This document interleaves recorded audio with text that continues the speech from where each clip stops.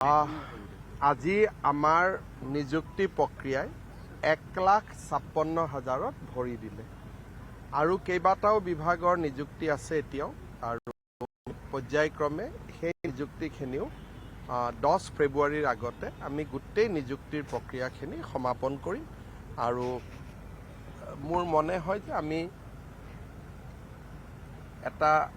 এটাও high court cash নোহোৱাকৈ 1 লাখৰ জেগাত 1.5 লাখ 1,60,000 নিযুক্তি এইটো যোৱা 5 বছৰৰ এটা ডাঙৰ প্ৰাপ্তি আৰু মই ভাবোঁ যে এই গোটেই মডেলটো ইতিমধ্যে বিভিন্ন ৰাজ্যই আমাৰ লগত কথা পাতি তেওঁলোকে আমাৰ পৰা লৈও গৈছে লাহে লাহে গোটেই ভাৰততে এই নিযুক্তিৰ প্ৰক্ৰিয়াটো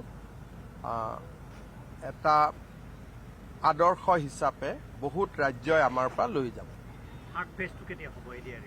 এডিআৰি থাৰ্ড পেজ ইলেকশ্যনৰ পিছত এইকেইটা দিনটো আৰু নিযুক্তি এইটোতো আৰু বিহু গ'লে ইলেকশ্যনৰ ডেটে এনাউন্স হৈ যাব দেখোন যোৱাবাৰ 27 ফেব্ৰুৱাৰীত ইলেকশ্যন এনাউন্সে হৈছিল।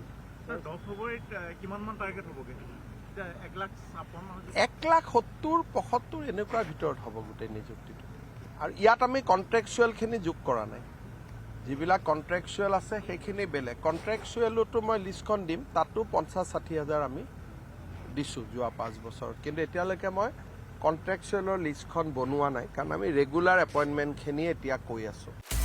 আপুনি বিচৰা বাতৰি পাব কেৱল নিউজ 18 এপত। নিউজ 18 এপ ডাউনলোড কৰিবলৈ স্কেন কৰক এই QR কোড। গুগল প্লে ষ্টৰতো পাব এই নিউজ 18 এপ।